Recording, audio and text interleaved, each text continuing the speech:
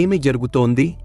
నేను భూమిని అందంగా మార్చడానికి జంతువులను సృష్టించాను, కాని మనుషులు వాటిని తింటున్నారు.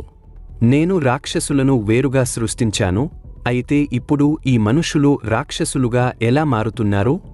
ప్రభూ, మనుషులు అందరూ నీచమైన నికృష్టులుగా మారిపోయారు. అయితే మనం దీనికి సమతుల్యం తీసుకురావాలి, కొత్త జాతిని సృష్టించాలి. ఏ జాతి ప్రభూ? నీ పుస్తకం తెరిచి రాయడం ప్రారంభించు. ఈ జాతి పేరు జంతు ప్రేమికులు. వీళ్ళు జంతువుల కోసమే జీవిస్తారు. ఈ సమాజంలో ఎవరైనా జంతువులకు హాని చేస్తే వీళ్ళు చూస్తూ ఊరుకోకుండా వెంటనే అలాంటి వారితో యుద్ధం చేస్తారు. తాము ఆకలితో ఉన్నా కూడా ముందు జంతువులకు ఆహారం పెట్టడం మానరు. ప్రభూ, వీళ్ళు మంచి పని చేస్తున్నారు కాబట్టి మనం వీళ్ళని ధనవంతులను చేయాలి. అలా చేయడం వల్ల ఉపయోగం లేదు. వీళ్ళు మొత్తం ధనాన్ని జంతువుల కోసమే ఖర్చు చేస్తారు.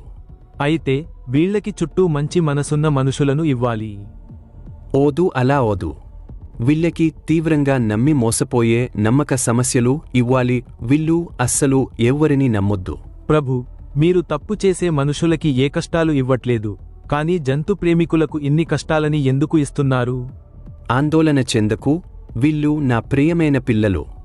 నేను వీళ్ళని చూసుకుంటాను మరియు వీళ్ళ కోరికలను వ్యక్తిగతంగా ఎప్పుడూ వింటూ ఉంటాను.